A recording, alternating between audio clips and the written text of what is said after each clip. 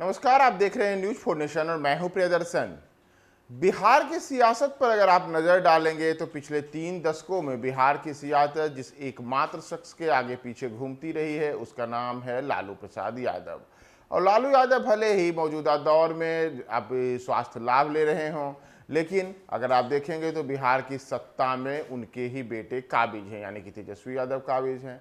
लेकिन अगर हम बिहार के अलग अलग राजनीतिक दलों की बात करें तो आज इन राजनीतिक दलों को चलाने वाले लोग भी लालू यादव के ही तो लाल हैं। जी हाँ, यह इसलिए महत्वपूर्ण है क्योंकि अगर आप बात जदयू की करें या फिर भारतीय जनता पार्टी की करें या फिर कांग्रेस की करें, तो इन तमाम दलों के मौजूदा समय में जो बिहार में प्रदेश अध्यक्ष हैं वे वही लोग हैं जो एक दौर में लालू यादव के लाडले हुआ करते थे। और लालू यादव के तमाम लाडले मौजूदा समय में भाजपा, जदयू और कांग्रेस की कमान अपने अपने हाथों में संभाले हुए हैं।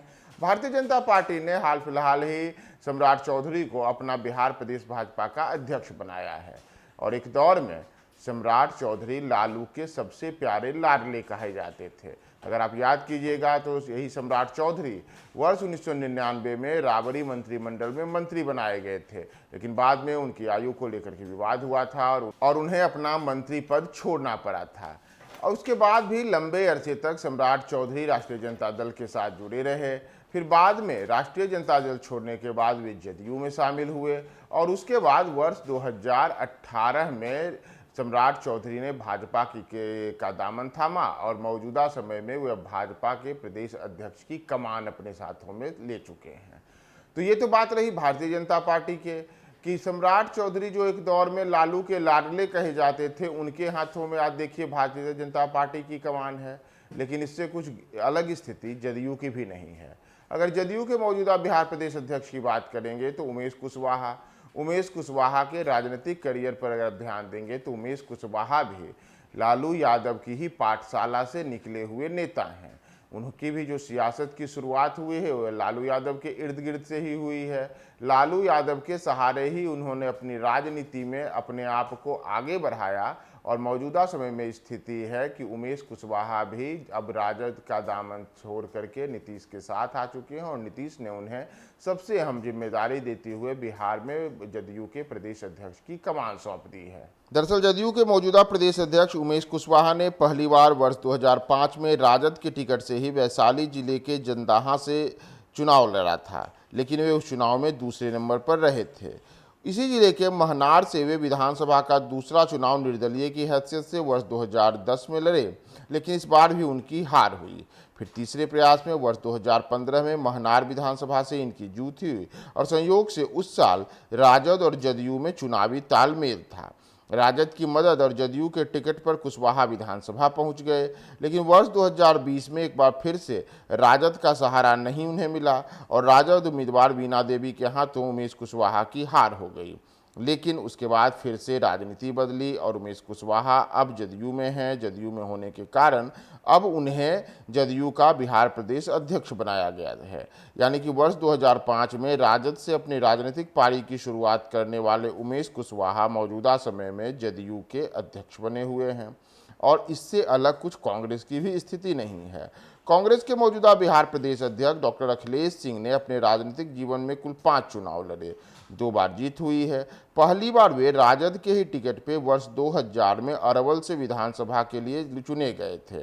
राजद टिकट पर ही दूसरा चुनाव उन्होंने वर्ष 2004 में मोतिहारी लोकसभा से लड़ा, लेकिन कांग्रेस से 2009 और कांग्रेस से ही 2014 का लोकसभा चुनाव और फिर 2015 का विधानसभा चुनाव अखिलेश ने लड़ा, लेकिन उन्हें रास नहीं आया। यानी कि वर्ष 2000 में राजद के टिकट से अखिलेश सिंह ने अरवल से अपनी राजनीतिक पारी की शुरुआत की थी और उसके बाद वो फिर राजद के सहारे ही चुनाव जीते। और उसके बाद जब वो राजद छोड़ करके कांग्रेस में शामिल हुए तो राजनीति में जो उनका सितारा है वह सितारा बुलंदी की ओर नहीं गया और कांग्रेस से बार बार अलग अलग क्षेत्रों से चुनाव लड़ने के बाद भी अखिलेश सिंह को चुनावी सफलता हाथ नहीं लगी। लेकिन राजद की पाठशाला से निकले अखिलेश सिंह के लिए एक बेहतर स्थिति यह हुई कि अखिलेश सिंह मौजूदा समय में कांग्रेस के बिहार प्रदेश अध्यक्ष हैं।